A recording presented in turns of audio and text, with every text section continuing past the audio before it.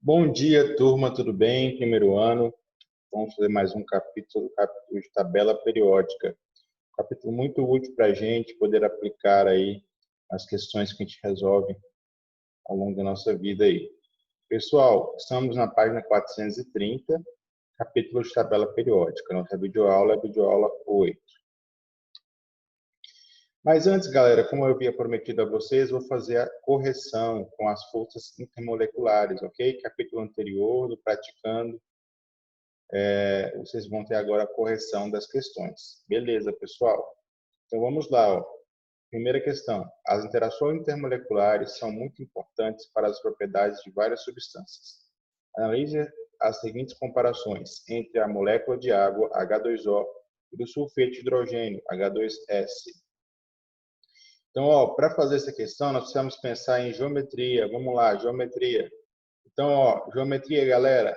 Oxigênio, moradora da família 16. Se ele é da família 16 da tabela, ele tem 6 elétrons na camada de valência. Então, galera, 1, 2, 3, 4, 5, 6. Mas como é que eu sei disso? Tabela periódica. A tabela periódica vai me dar essa informação. Um elétron do oxigênio está sendo gasto para formar uma ligação aqui com o hidrogênio. Um elétron está sendo gasto aqui para formar uma ligação com outro hidrogênio, certo? Beleza, galera. E o enxofre? O enxofre também é morador da família, então também tem 6 elétrons. Então, vamos ter um total de 1, 2, 3, 4, 5, 6. Observem, galera, para que eu montei isso aqui?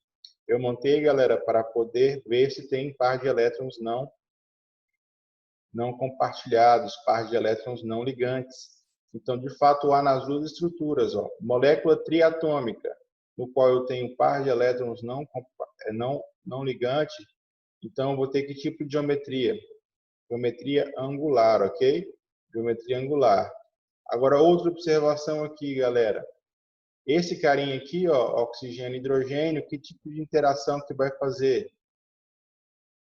Hidrogênio, oxigênio, interação de hidrogênio, ligação de hidrogênio, justamente. Então, a ligação de hidrogênio, galera, ela é muito forte, né, comparada com as outras interações intermoleculares. E agora que o enxofre vai fazer de polo, certinho, de polo. Os polos são bem formados, porque essa molécula aqui ela é polar, ok? Ambas são polares. A geometria angular sempre dá moléculas polares. Pessoal, agora vamos analisar aqui, as moléculas H2O e H2S têm geometrias semelhantes? Verdadeiro. A molécula H2O é polar e a H2S é apolar? Falso. Lembramos lá, geometria angular. Mesmo tendo par de elétrons aqui, e os ligantes sendo iguais, a geometria é angular. E vai ser polar, né, galera? Então vamos lá. Entre as moléculas de H2O, as ligações de hidrogênio são mais fracas que as moléculas de H2S? Falso, né, galera? Entre as moléculas de H2O, eu tenho uma ligação de hidrogênio, ela é mais forte, né? Já entre as moléculas de H2S eu não tenho, ok? Ligação de hidrogênio acontece quando? Quando eu tenho hidrogênio ligado a um átomo de flúor, oxigênio e nitrogênio, é o famoso FON aí pra gente. As interações de polo entre as moléculas H2S são muito mais intensas que entre as moléculas de H2O, por causa do maior número atômico do enxofre. Falso também. Em ambas as moléculas, os átomos centrais apresentam 2 pares de elétrons não ligantes. Justamente, galera, isso que a gente acabou de ver aí. 2 pares de elétrons não ligantes. Então, verdadeiro, falso, falso, falso, verdadeiro. Vamos lá, galera. A estrutura tridimensional de uma proteína determina sua função biológica. Como exemplo, pode-se citar a queratina, a proteína que constitui os cabelos, rica em cisteína e estabilizada por numerosas ligações de sulfeto. Então, a ligação de sulfeto é a ligação quando eu tenho um átomo de enxofre ligado a outro átomo de enxofre. O arranjo tridimensional da queratina é mais estável. que é o das proteínas estabilizadas por ligações de hidrogênio, porque uma ligação de sulfeto é centenas de vezes mais forte. Isso ocorre porque as ligações de sulfeto são... Pessoal, lembrando que ligação de hidrogênio ela é entre moléculas, é uma interação intermolecular. Já a ligação de sulfeto, como mostrado aí, galera, é entre átomos para formar a molécula, é interatômica. Então, esse tipo de ligação é uma ligação covalente. Covalente por quê, professor? Porque aqui eu tenho a metal ligado a metal, ligação covalente, ligação fortíssima. Pessoal, questão 3. Recentemente, uma pesquisa publicada na revista Nature mostrou que a habilidade de lagartixas em escalar superfícies lisas, como parede, por exemplo, é resultado das interações intermoleculares. Admitindo que a parede é recoberta por um material apolar e encontra-se seca, identifique o tipo de interação que prevalece entre as lagartixas e a parede. Então, se a substância é apolar, ela vai interagir com apolar. Beleza, moléculas apolares, galera, fazem que tipo de interação? De polo induzido ou de polo induzido, de polo induzido. Ou também posso falar de força de Van der Waals, ok? Ambas as colocações estariam corretas. Prosseguindo, galera. Então, vamos lá. Dadas as substâncias representadas a seguir com relação às ligações químicas envolvidas nessas moléculas e os tipos de interações existentes entre as mesmas, assinale o que for correto. Então, ele passou algumas moléculas aí e vamos analisá-las. Considerem, por favor, essa informação aqui da caixinha, que ela refere-se à questão anterior. Pessoal, então vamos lá. A ideia aqui é encontrar o átomo central, desenhar a estrutura de Lewis e decidir a geometria. Então, H2O, oxigênio morador da família 16. 16, eu tenho 6 elétrons na última camada. Faço a distribuição e percebo que eu tenho 2 pares de elétrons não compartilhados. Então, essa geometria vai ser angular. Toda geometria angular ela é polar. Beleza? O carbono ele tem 4 elétrons na última camada. Como é que eu sei disso? Tabela periódica. Então, vamos lá. 1, 2, 3, 4. Então, ele gastou 4 elétrons aqui ligando-se com o oxigênio. E, então, eu vou ter que tipo de geometria? Molécula triatômica. O átomo central não tem par de elétrons não ligantes. Então, aqui eu vou ter linear. E agora vamos decidir a polaridade. Eu tenho ligados ao átomo central o mesmo elemento. Então, apolar. Beleza? Pessoal, piramidal polar. Piramidal polar por quê? Nitrogênio. Ele tem um total de quantos elétrons? 5 elétrons na última camada. Como é que eu sei disso? Tabela periódica. Vamos lá, então. Ele gastou um com esse hidrogênio, um com esse hidrogênio e um com esse hidrogênio. Sobrou um parzinho que não compartilhado, certo? Então, esse par não compartilhado é uma molécula com 4 átomos. Então, eu vou ter qual geometria? Piramidal. Beleza? Geometria piramidal é sempre polar. Beleza, galera? Vamos lá, Agora, e esse carinha aqui, carbono, novamente, 4 elétrons para serem compartilhados. Geometria tetraédrica. E como eu tenho todos os ligantes iguais, Cl, Cl, Cl, Cl, é uma molécula polar. Beleza? Apolar, perdão, galera. Apolar. Então, aqui, molécula diatômica, 2 átomos. Fiz a distribuição eletrônica, ela vai ser linear. Os átomos são iguais ou diferentes? Diferentes, um cloro e um flúor. Molécula polar. Então, resumindo, H2O angular polar, CO2 linear apolar, CCl4 piramidal, CLF linear polar. Todas as moléculas apresentam ligações covalentes polares. Sim, galera. Ligações covalentes polares é quando eu tenho um átomo ligado ao outro e os dois são diferentes. Como assim, professor? Oxigênio ligado a hidrogênio. E como é que eu como é que eu vou avaliar? O hidrogênio tem a mesma, é igual ao oxigênio? Não, né? Então, ele tem eletronegatividade diferente, beleza? Então, nós estamos analisando a polaridade das ligações, não é da molécula, ok? Polaridade das ligações entre esses átomos é polar, ok? Nas substâncias H2O e NH3 ocorrem interações do tipo ligação de hidrogênio. Ó. Então, aqui, galera, ó, H ligado a oxigênio. Então, ó, sim, ligação de hidrogênio na água é verdade. E aqui, ó, hidrogênio ligado a nitrogênio, certo? Então, ó, eu tenho ligação de hidrogênio sim. Para quem não lembra, quando é que eu vou ter ligação de hidrogênio? Quando a molécula apresentar um hidrogênio ligado a oxigênio, nitrogênio ou flúor. Lembre sempre do mnemônico, FON, flúor, oxigênio, nitrogênio. Beleza, galera? Prosseguindo, as moléculas de CO2 e Cl4 são apolares, verdadeiro. As moléculas de CO2 e ClF apresentam uma geometria molecular linear, enquanto o H2O apresenta geometria molecular angular. Verdadeiro, a gente acabou de analisar isso aqui, ó. Todas as moléculas apresentam interações do tipo dipolo permanente e dipolo permanente. Negativo, galera, essa questão é falsa, porque eu tenho moléculas apolares aí. Moléculas apolares interagem por dipolo induzido. Forças de Van der Waals. Galera, vamos lá, questão 5. A alta tensão superficial apresentada pela água é explicada por fortes interações que ocorrem entre as moléculas dessas substâncias.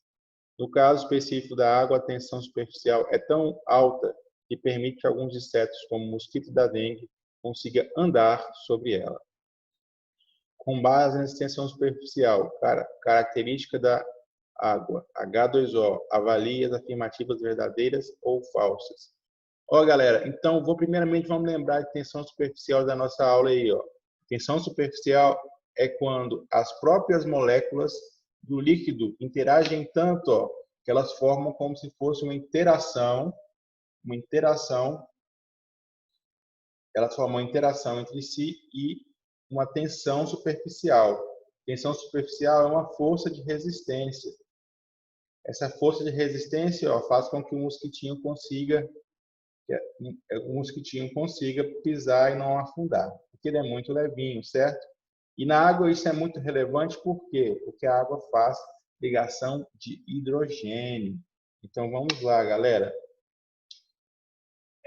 A elevada tensão superficial do H2O é explicada em função das ligações de hidrogênio que ocorrem entre as moléculas vizinhas. Sim, e que representam as mais intensas interações intermoleculares. Perfeito, galera, sem problema nenhum.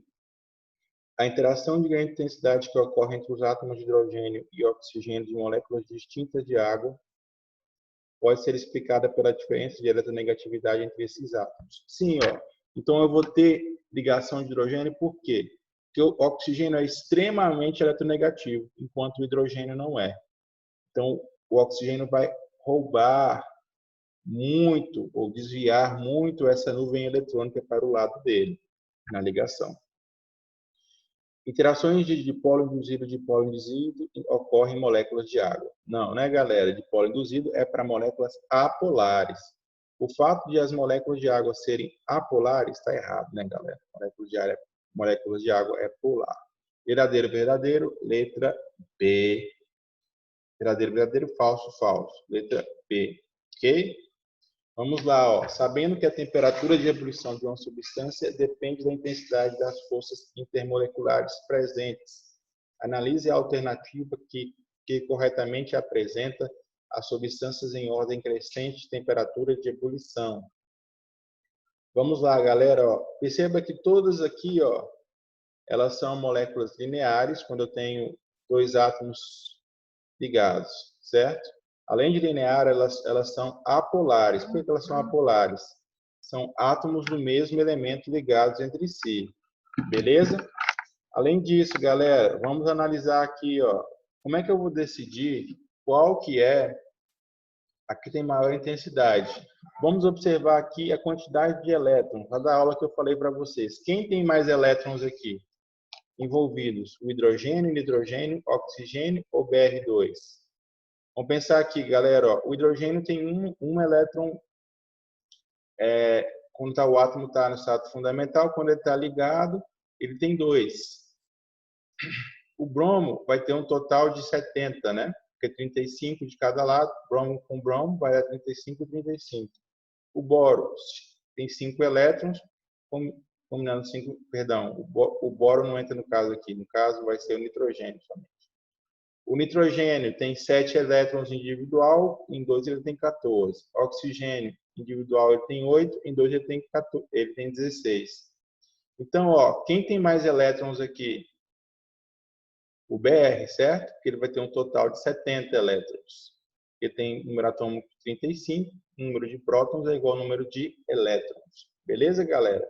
Então, quanto mais elétrons, mais intensa vai ser a ligação mais intenso vai ser as forças de Van der Waals.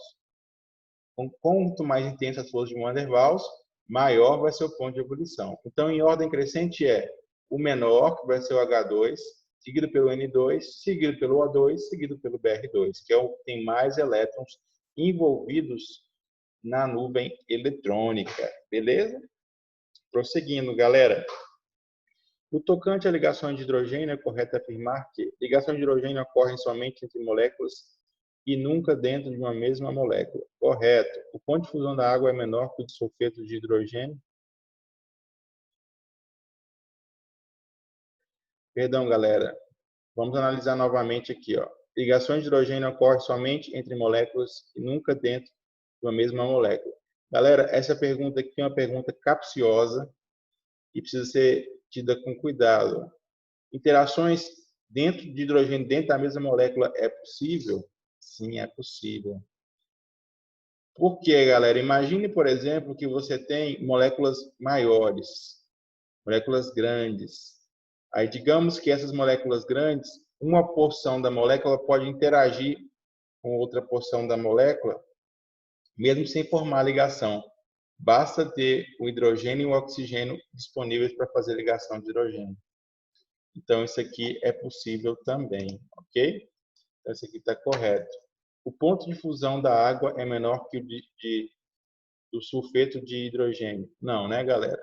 A gente aprendeu isso aí, que o sulfeto de hidrogênio faz ligação de polo, enquanto a água faz ligação de hidrogênio. A ligação de hidrogênio tem a mesma energia que uma ligação covalente simples. Erradíssimo, né, galera? Ligação covalente são ligações interatômicas, então é entre átomos. Então, ó, galera, ligações interatômicas são fortíssimas. Então, são muito mais fortes que interações intermoleculares. Galera, então aqui, ó, essa resposta está completamente errada. Ligações de hidrogênio podem influenciar na densidade de uma substância. Podem sim, certo? Galera, então é isso. Deixa eu ver se tem mais uma questão. Tem mais uma para nós. Vamos lá. Ó. 3 frascos rotulados com X, Y e Z contêm respectivamente KCl, HNO3 e CO2. Então vamos lá, vamos partir logo para a análise da estrutura. Ó. KCl, galera, é uma substância iônica. Então, ó, se é substância iônica, como é que eu sei que ela é iônica? Eu tenho um metal ligado a um ametal, beleza?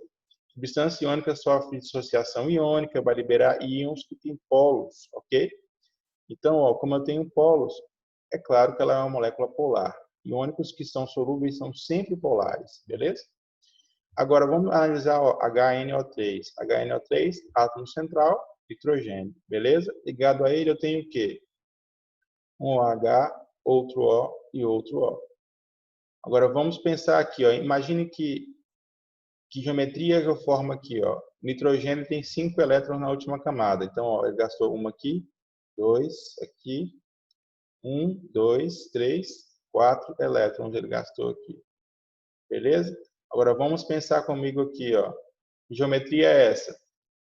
Geometria trigonal planar. Porque, ó, átomo central e não tenho pares de elétrons não ligantes. Sem par de elétrons não ligantes, ok? Então, geometria trigonal. E agora vamos analisar a polaridade. Esses ligantes são iguais ou diferentes ao átomo central? Aqui é igual a aqui, mas aqui, ó, OH ligado. Então, nesse caso aqui, ó, eu tenho uma molécula polar, claramente polar, beleza? Pessoal, se você tiver alguma dúvida a esse respeito, pode me perguntar, ok? Agora vamos pensar aqui no CO2, ó. CO2, carbono, tem 4 elétrons para compartilhar, não tem uma molécula triatômica, sem pares de elétrons não ligantes, vai ser uma geometria linear, beleza? Geometria linear, eu tenho oxigênio aqui, vai ser apolar, ok, galera?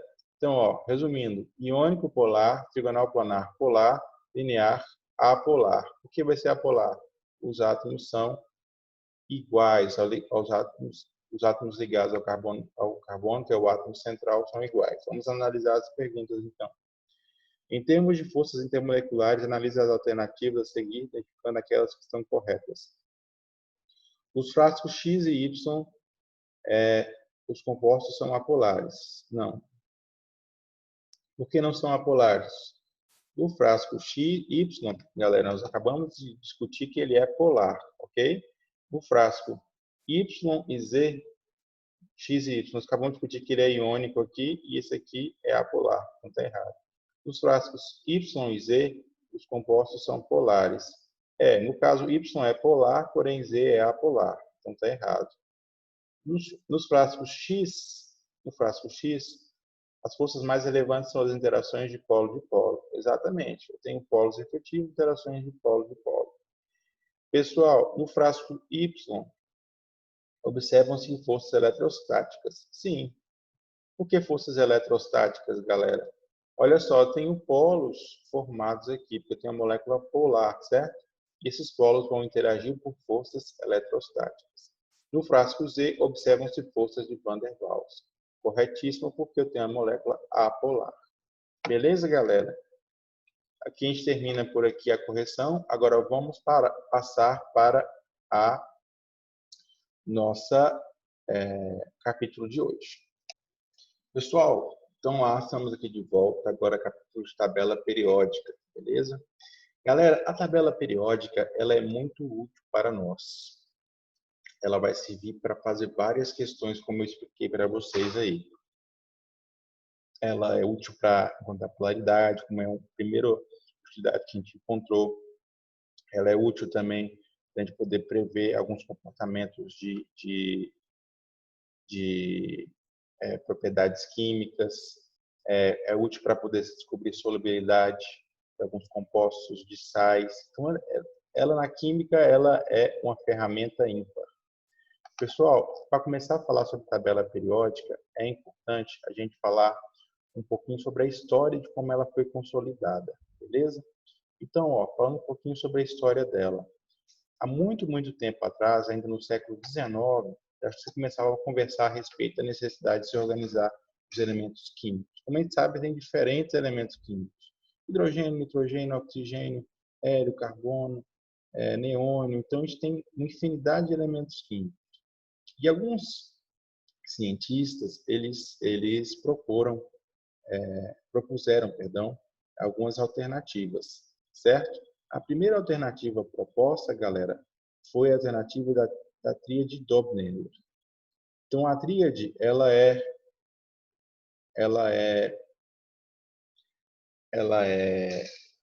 proposta da seguinte maneira. Só é importante frisando que ela não é utilizada, tá? É mais uma visão histórica.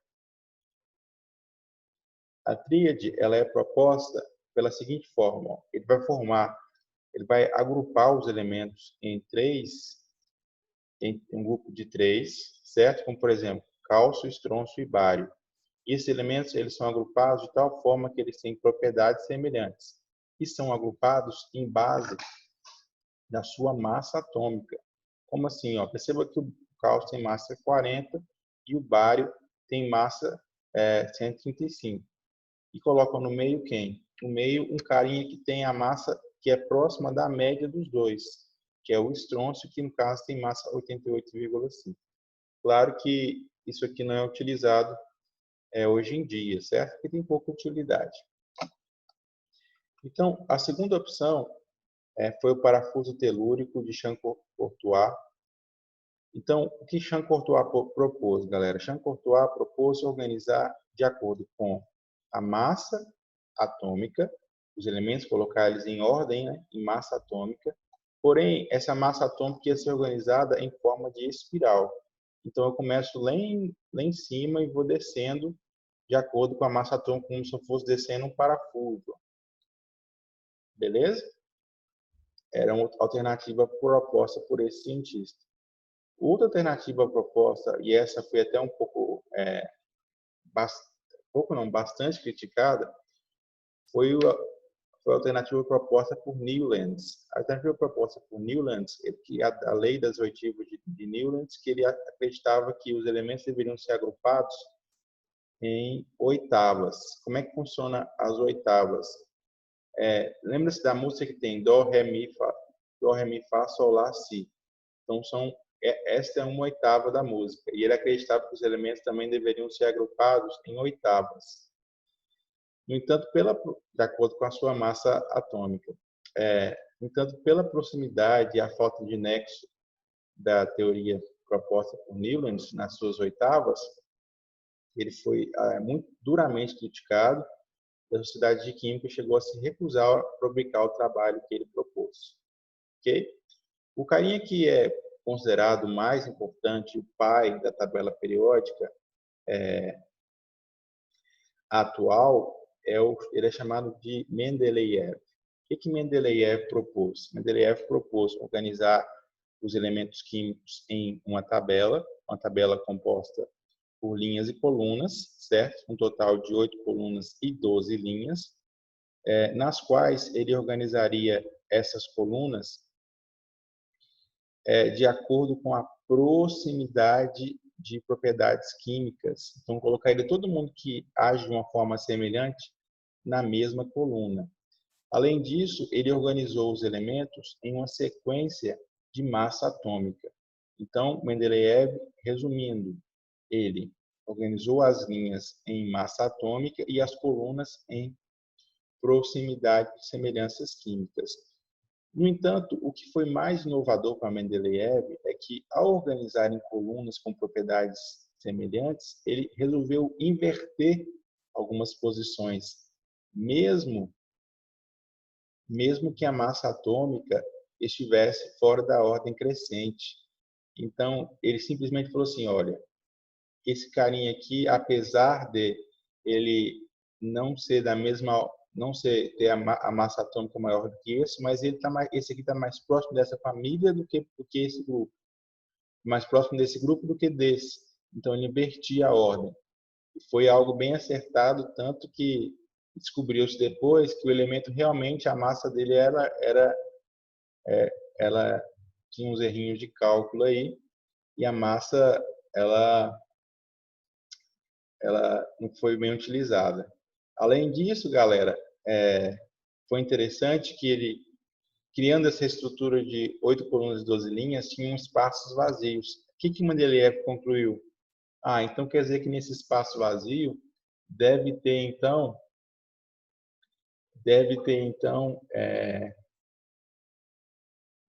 elementos que não foram descobertos. E de fato foi o que ocorreu. Beleza? O Mendeleev foi bem feliz nesse sentido aí. Então aqui eu tenho a tabela histórica que ele propôs. Claro que ela não é assim atualmente, porque ela evoluiu, certo? Mas ela nasceu aqui. Portanto, o que foi a grande questão da tabela de Mendeleev que diferencia da tabela moderna? A tabela moderna, ela não organiza os elementos em ordem de massa atômica. Ela organiza os elementos em ordem de número atômico.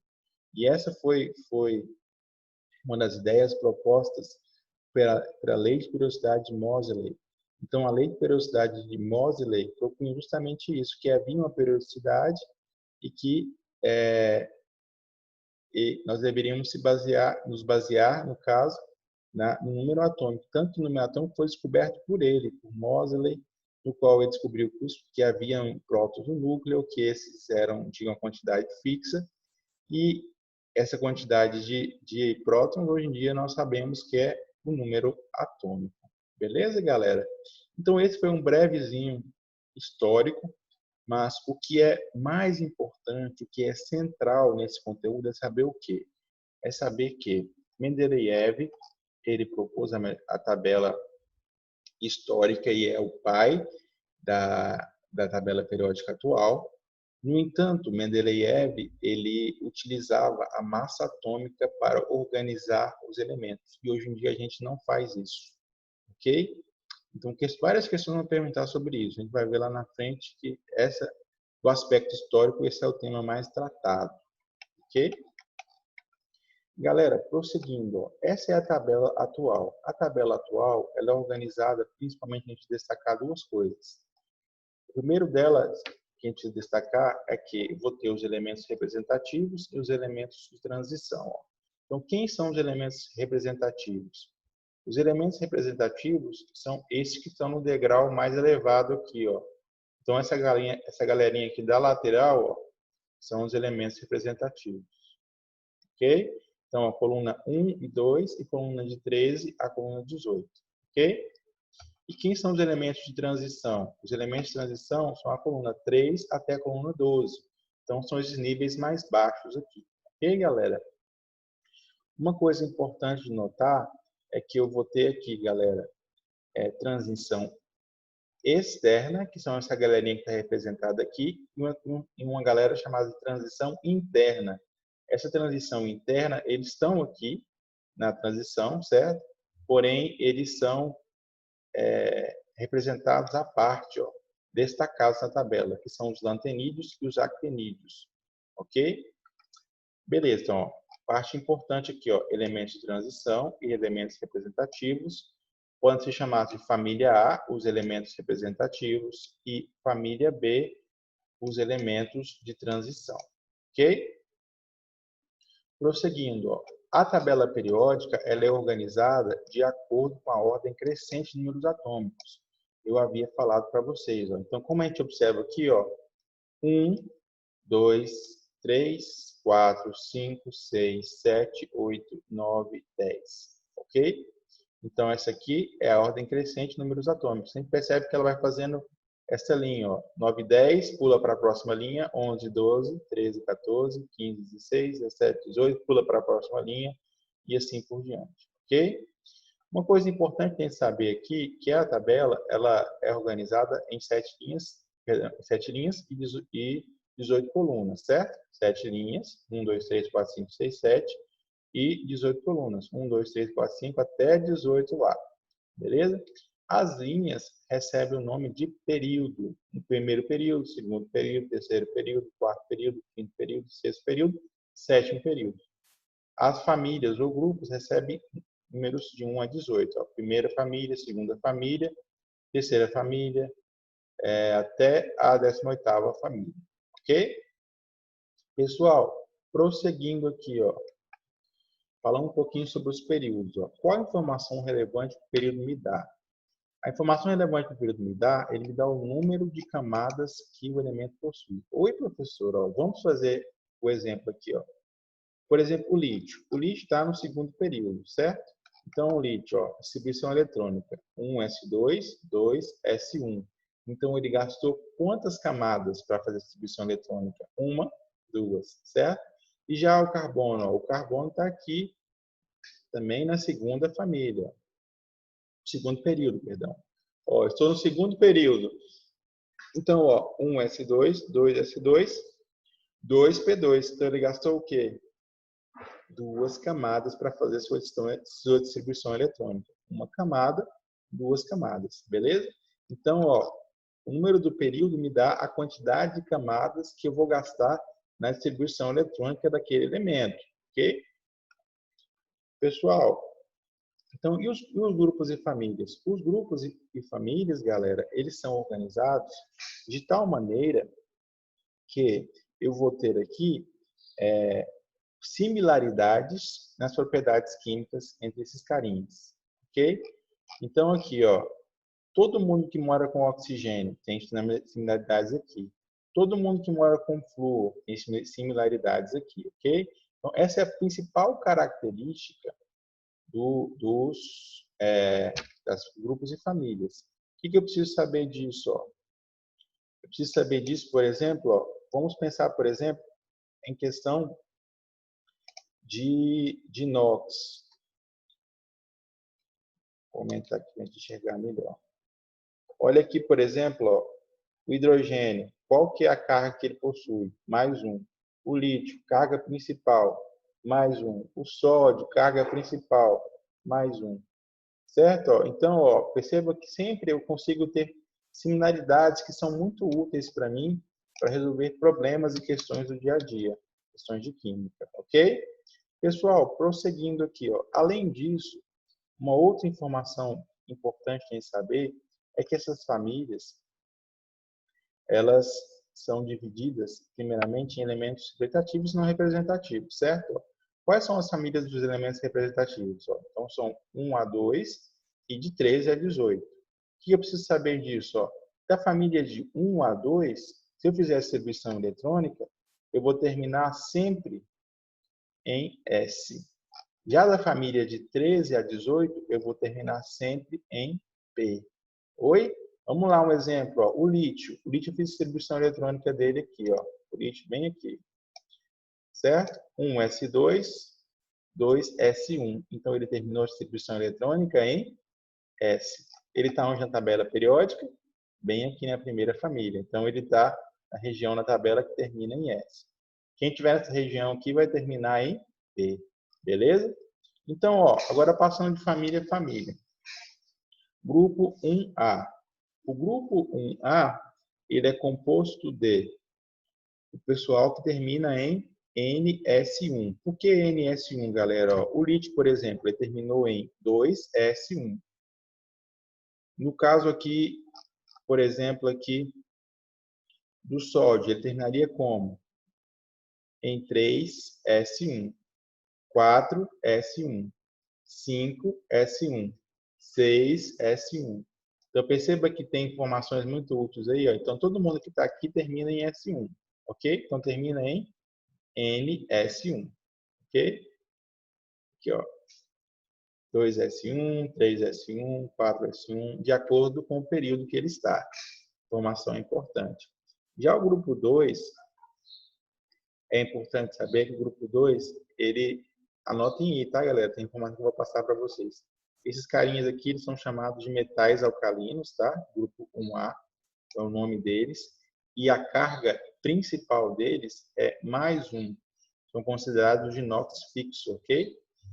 Então, ó, anotem no nome, metais alcalinos. Anotem que ele tem um elétron na camada de valência e ele termina em S1, beleza?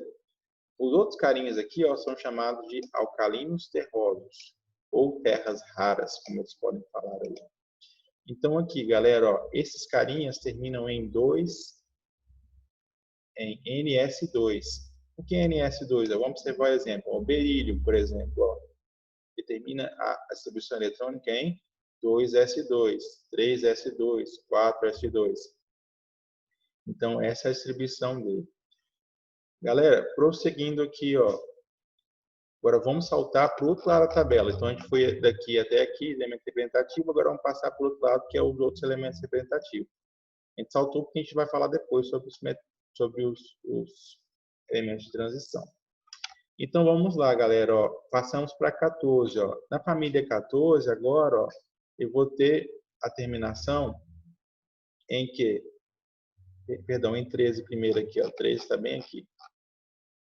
Família do boro aqui. Então, a família do boro vai terminar em P1, certo? Ó, ela tem P1. E quantos elétrons ela tem na última camada? Ela vai ter, na última camada, 3 elétrons. Então, uma dica muito útil para vocês aqui, galera, ó, é o seguinte, ó, observem que na família 1A, eu vou ter quantos elétrons na última camada? 1. Na família 2A, eu vou ter quantos elétrons na última camada? 2. Na família 3A, 3 elétrons na última camada. Você não falou o que é 3A e B, porque isso aqui é uma nomenclatura antiga, galera. Essa nomenclatura antiga, ela foi utilizada, você vai ver aqui, ó.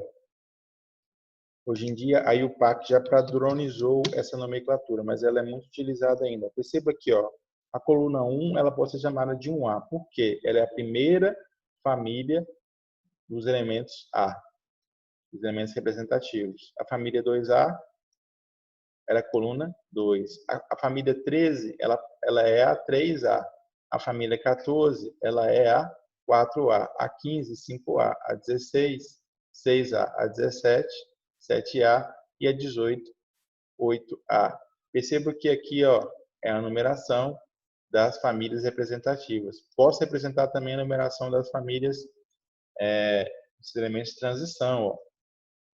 Só que aqui, 3 vai ser 3B, 4 vai ser 4B, 5 vai ser 5B, 6 vai ser 6B, 7 vai ser 7B, porém, eu tenho aqui uma alteração aqui do sistema antigo para o sistema novo.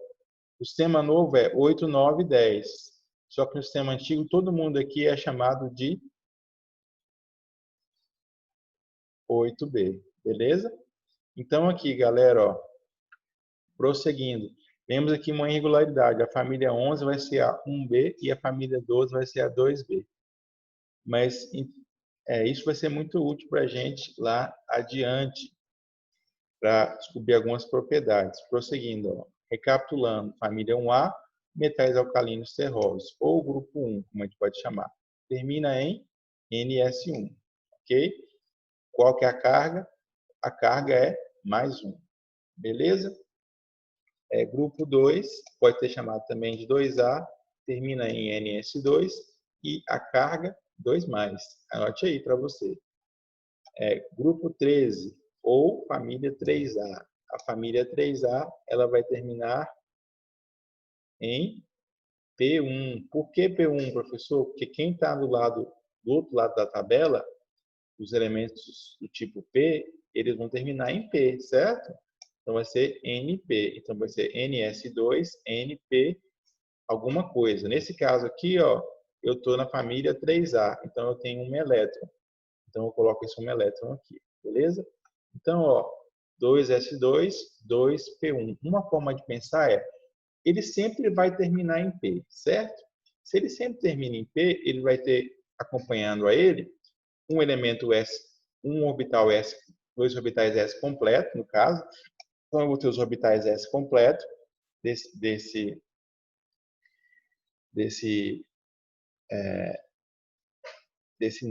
nível, e o outro vai ser preenchido, Aí eu preencho na lógica. Então, vai ser sempre grupo 13 terminado em NS2NP. Então, boro 2S2, NP1. Alumínio 3S2, 3P1. E assim por diante, ok? Prosseguindo, galera, grupo 14 ou grupo 4A. O grupo 4A vou ter quantos elétrons para distribuir? Vou preencher, então, tem 4 elétrons para distribuir. Então, vai ser NS2, NP2, ok? Só lembrar, esse aqui vai manter fixo em N2 e esse aqui, vai variar. Vou completar com 2 elétrons, ok? Esse grupo aqui é o grupo do carbono, galera. Prosseguindo, grupo 15. Grupo 15, galera. Grupo 15 ou 5A. Carga do grupo 15 ou 5A. Nitrogênio é o representante dele. Ele vai ter quantos elétrons na última camada? 5 elétrons. 5 elétrons na última camada. Então, aqui eu vou ter NS2, NP3. Dos 5 elétrons da última camada, 2 eu vou gastar aqui no S e 3 eu vou colocar aqui no P. Então, ele vai terminar em P. Ok? Então, isso vai variar somente o quê? O número do N. O N vai ser de acordo com o período. O nitrogênio está no segundo período, 2S2, 2P3. O fósforo está aqui no terceiro período, 3S2, 3P3. Ok? Grupo dos 16 ou 6A, dos calcogênios. Os calcogênios, inclui-se aqui nessa galera o oxigênio, tá? Então, os calcogênios, como ele é 6A, ele tem 6 elétrons. Então, vamos distribuir eles na última camada. Vai ser NS2, NP, alguma coisa. Então, ó, eu tenho 2 elétrons que preenchi o subnível S, agora eu vou preencher o subnível P. O que sobraram, ó. Então ficaram 4 elétrons. Então vai ficar 4 NS2, NP4. Ok? Prosseguindo aqui, galera. Ó, então aqui, ó, grupo 17, eu vou ter aqui, ó, NS2, NP5. Eles são o famoso grupo dos halogênios. Flúor, bromo, iodo, são muito importantes na química orgânica, ok? E na química em geral. São elementos que são muito recorrentes em questões. É importante saber que aqui, esses carinhas aqui, eles têm a carga principal -1, ok? Se não tiver anotado para vocês aí, anotem aí, -1. Grupo 18 são os gases nobres, eles vão terminar em P também, e vão ter 8 elétrons na última camada. Então, ó, vai ser 2 elétrons aqui, com mais 6 aqui, que eles terminam em P, ok? Então, vai ficar o hélio, por exemplo, um S2. Como ele é o hélio, ele vai ter só 2, mas os outros, prosseguindo, vão ser todos 8, ó. 2S2, 2P6. 3S2, 3P6. Só o hélio que vai ser exceção, porque o hélio ele não faz octeto, ele faz dueto, ok? Galera, só recapitulando aqui, ó. Grupo 1, 1A vai terminar em NS1, grupo 2 vai terminar em NS2, grupo 3 vai terminar em NS2, NP1, grupo 14, NS2, NP2, grupo 15, NS2, NP3, grupo 16, NS2, NP4, 17, NS2, NP5, grupo 18, NS2, NP6. Então, galera, informações muito úteis a nós passados pela tabela periódica. Uma coisa útil que a gente vai falar para vocês aqui, eu quero que vocês prestem muita atenção aqui, na tabela periódica, você pode usar a tabela periódica para descobrir qual que é a carga do elemento, o NOx. Então, como é que você vai descobrir isso aqui? Ó? Por exemplo, ó, metal alcalino vai ser sempre +1. Metal alcalino terroso, +2. Anota aí, tá? Gás nobre aqui você não vai precisar usar, vai ser 0, ok? 0 porque ele ou vai formar um átomo isolado ou vai estar na forma combinada de atômica. Mas escrevem aí carga 0 no geral, NOx 0. Os halogênios aqui, -1, da família do oxigênio, -2, da família do nitrogênio, aqui já pode ter algumas variações, ok? Uma outra informação importante, o número de elétrons na última camada. Ó. Quem está na família 1A, 1 elétron na última camada. Quem está na família 2A, 2 elétrons na última camada. Quem está na família 3A, 3 elétrons na última camada. Quem está na família 4A, 4 elétrons na última camada. Quem está na família 5A, 5 elétrons na última camada. Quem está na família 6A, 6 elétrons na última camada. Quem está na família 7A, tem 7 elétrons na última camada. Quem está na família 8A, tem 8 elétrons na última camada e completou o octeto. Ok? Então, informação útil aí da tabela periódica. Galera, prosseguindo. Outra informação relevante aqui para nós. Ó, então, a gente acabou de exaurir os elementos de transição. Agora, nós vamos falar um pouquinho a respeito dos elementos representativos. A gente exauriu. Agora, vamos falar aqui dos elementos de transição. Os elementos de transição é essa galerinha que está no nível B aqui, ó. Então, essa galerinha que está no nível B, ela vai terminar ou em D ou em F. Então, ó, o que a gente precisa saber? A transição externa, ela vai terminar sempre em subnível D, ok? Por exemplo, ó, o cobalto, faça a substituição eletrônica dele. Ele terminou em quê? Em 3D7, ok? Beleza. Então, aqui vai me passar qual informação? O subnível mais externo, ok? Perdão, mais energético. Então, aqui, ó, o subnível mais energético vai ser o D. No entanto, você pode observar, mas professor, qual que é a informação relevante quanto ao número da coluna em número romano aqui? Que você percebeu que lá em número romano foi muito útil para nós, para representativos. Será que vai ser útil também aqui para os elementos de transição? Vai sim, beleza? Como é que eu vou saber isso? Ó?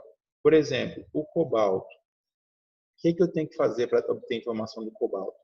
Eu vou somar a quantidade de elétrons que eu tenho na camada mais externa, que é a camada com maior nível. Por exemplo, ó, quem é a camada mais externa aqui? Ó? É a 4, o subnível mais externo, no caso, 4s2. Por quê? 4 é maior que 3, certo?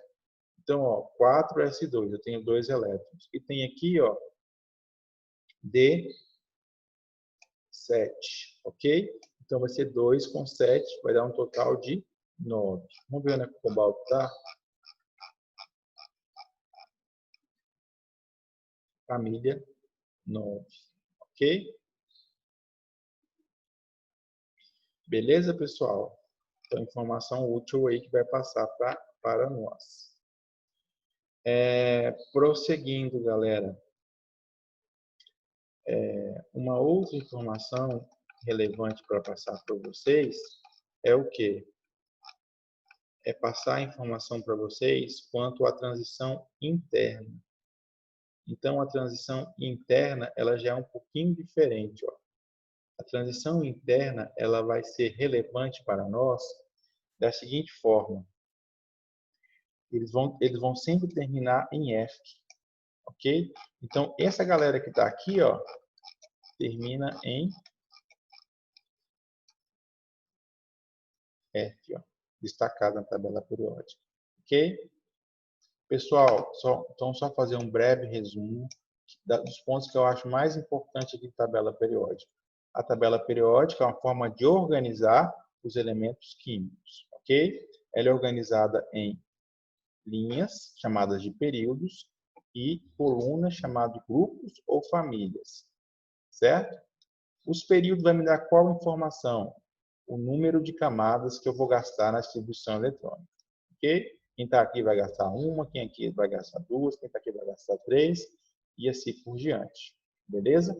Agora, e qual a informação que as famílias vão me dar? As famílias vão me dar. Então, qual a informação importante? Ó? Além, por exemplo, da carga que eu falei para vocês, ó, quem está aqui vai ser mais um, menos 1 e menos 2. Eu posso também descobrir uma outra informação, que é o número de elétrons que eu tenho na última camada. Ó. Quem está na família 1A, 2 elétrons. 2A, 2 elétrons. 1A, novamente, perdão, 1 elétron, 2A, 2 elétrons, 3A, 3 elétrons e assim por diante, até chegar na 18A, na 8A com 8 elétrons, ok? Informação relevante. Beleza? Outra informação relevante, ó. Então, eu sempre vou olhar para a tabela periódica, para o grupo, e pensar o seguinte, ó. Qual que vai ser a terminação da distribuição eletrônica? Aí eu vou olhar essas relações aqui que eu falei para vocês. Ó. Por exemplo, 1A vai terminar em NS1. Então, vai ser o número que eu gastei de camadas. No caso aqui, ó, eu tenho aqui o lítio, por exemplo. Ó, o lítio está aqui na coluna, na período 2, 2. Então, ele vai gastar duas camadas. Então, vai terminar em 2S1, ok? O sódio, por exemplo, 3S1. O potássio em 4S1 e assim por diante, ok? A mesma regra é seguida por todos os outros elementos que representativos. Coisas relevantes agora sobre os de transição. Os de transição precisa saber que eles terminam em D, aqui, tá? E os de transição interna, eles terminam em F. São informações relevantes para nós, ok? Galera, então é isso. Fiquem com Deus. Forte abraço. Qualquer dúvida, estou à disposição de vocês.